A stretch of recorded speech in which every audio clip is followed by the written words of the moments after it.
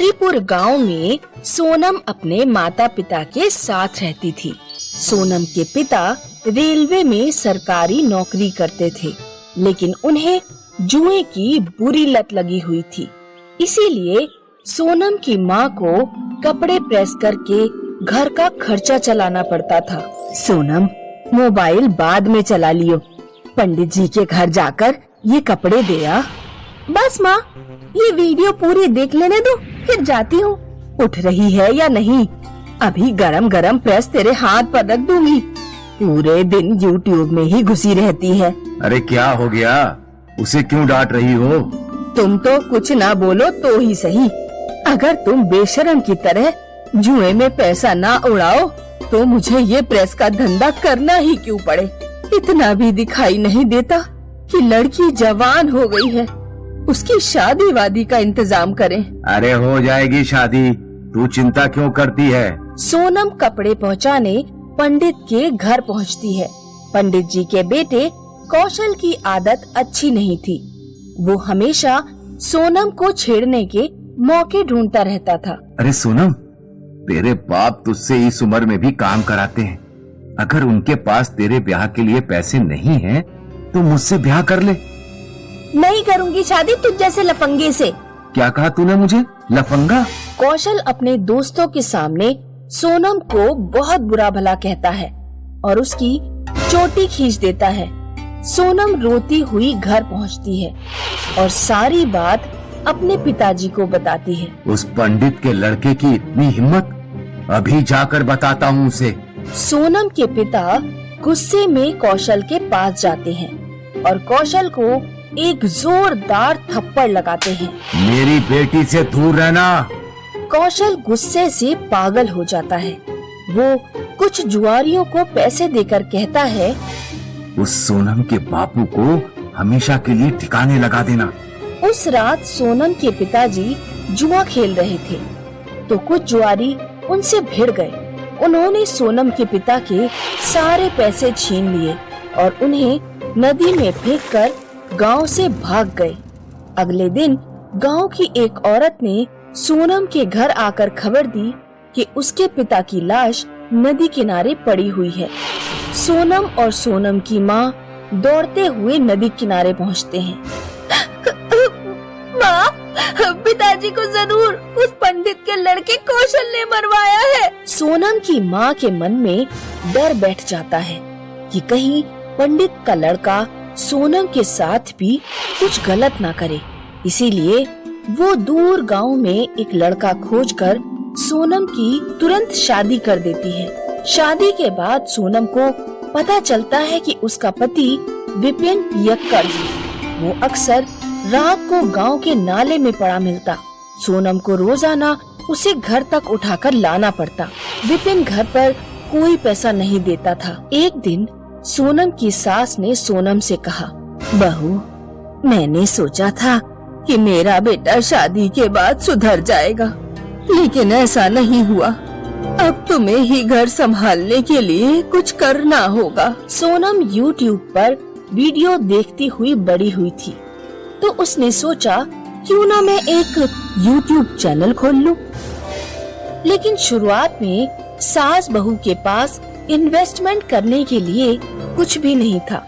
सासू माँ, हमारे पास केवल एक मोबाइल है, मुझे समझ नहीं आ रहा कि हम किस चीज का चैनल खोलें।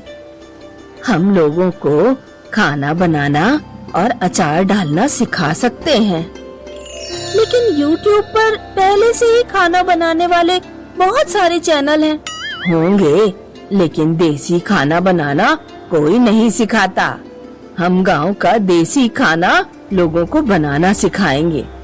सोनम अपनी पहली वीडियो में लोगों को चावल की खीर बनाना सिखाती है।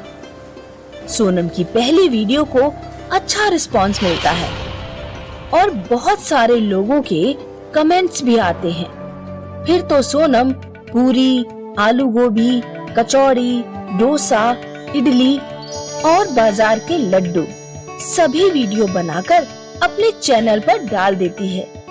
सोनम खाना बनाती और उसकी सास मोबाइल पकड़कर वीडियो शूट करती। लगभग 3-4 महीने लगातार मेहनत करने के बाद YouTube से पैसे आने शुरू हो जाते हैं। सासू माँ, आज YouTube की तरफ से $100 आए हैं। मात्र 100 रुपये? इतनी मेहनत के बाद? 100 रुपए नहीं, $100। डॉलर अमेरिका की मुद्रा है, जैसे भारत की रुपया।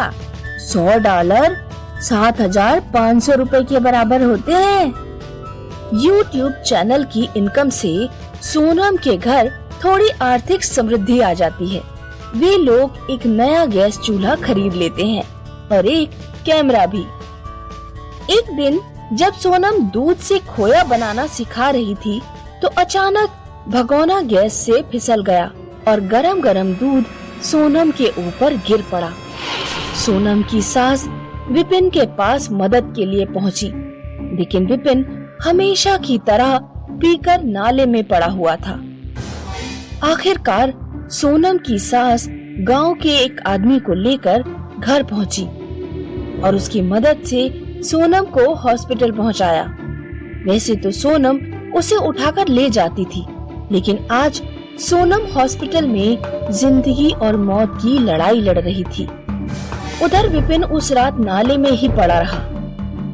विपिन को सुबह होश आता है। अरे मैं ये नाले में कैसे? रोजाना तो मैं बिस्तर पर जागता हूँ। तुम बहुत गिरे हुए इंसान हो। रोजाना तुम्हारी पत्नी तुम्हें उठाकर ले जाती थी। आज वो बेचारी हॉस्पिटल में है, वो जल गई है। तुम्हारी माँ तुम्हारे पास मदद मांगने आई थी, लेकिन तुम्हें तो होश ही नहीं था। विपिन को अपने ऊपर बहुत शर्मिंदगी महसूस होती है। वो दौड़ता हुआ हॉस्पिटल पहुंच जाता है। सोनम बेड पर बेहोशी की हालत में लेटी है। मुझे माफ कर देना सोनम, मैंने तुम्हारा बिल्कुल ध्यान नहीं रखा। 2 दिन बाद सोनम को होश आ जाता है। मैं अपने व्यवहार पर बहुत शर्मिंदा हूँ। मैंने पीना छोड़ दिया है। अब मैं भी YouTube चैनल पर वीडियो बनाने में तुम्हारी मदद करूँगा। चलो, मेरा जलना किसी काम तो आया। कुछ दिनों बाद सोनम ठीक होकर घर लौट आती है। अब सोनम, विपिन और सासू माँ तीनों मिलकर चैनल पर काम करने लगे और खुशी खुशी अपना जीवन बिताने लगे। एक गांव में सोनिया नाम की लड़की रहती थी। सोनिया की माँ बहुत गरीब थी। सोनिया की माँ घर घर से कपड़े लेकर आती, उन्हें धोकर प्रेस करके वापस पहुँचाती। सोनिया भी अपनी माँ की हेल्प करती और इस तरह उन दोनों का खर्चा चलता। सोनिया को गाना गाने का बहुत शौक था। वो काम करते हुए भी रेडियो पर गाने सुनते रहती और जब भी टाइम मिलता अपनी आवाज में गाना शुरू कर देती। एक दिन सोनिया ने अपनी माँ से कहा, माँ, मुझे एक स्मार्टफोन दिला दो, मैं अपनी आवाज लोगों तक पहुँचाना चाहती हूँ। तेरा दिमाग खराब हो गया है क्या? तेरी शादी के लिए पैसे इकट्ठे करूँ या तुझे स्मार्टफोन दिलाऊं? मेरे पास स्मार्टफोन के लिए पैसे नहीं है। अगले दिन सोनिया अपनी फ्रेंड से एक सिलाई मशीन मांग लाती है और कपड़े सिलने का काम भी शुरू कर देती है। थोड़े दिनों में सोनिया के पास इतने पैसे हो जाते हैं कि वो एक स्मार्टफोन खरीद लेती है और टिकटॉक पर वीडियो बनाने लगती है। एक दिन सोनिया की माँ जब घर पर आती है तो सोनिया टिकटॉक पर वीडियो बनाने में व्यस्त होती है। तू गाना गाने में लगी है और कपड़ों पर प्रेस कौन करेगा? ये गाना वाना छोड़ दे, कल मैं तेरे लिए लड़का देख कर आऊंगी। मैं अभी शादी नहीं करना चाहती। तो क्या करना चाहती है? गाना गाने वाली बनना चाहती है? तेरी उम्र निकल गई तो फिर तुझसे कोई शादी भी नहीं करेगा। सोनिया की माँ सोनिया की शादी कर देती है। ससुराल जाकर सोनिया टिकटॉक पर वीडियो बनाना नहीं छोड़ती। एक दिन सोनिया के ससुर अपने बेटे से कहते हैं, अरे तेरी बहू गाना गाती है, टिकटॉक पर वीडियो बनाती है, गांव भर में हमारी बदनामी हो रही है।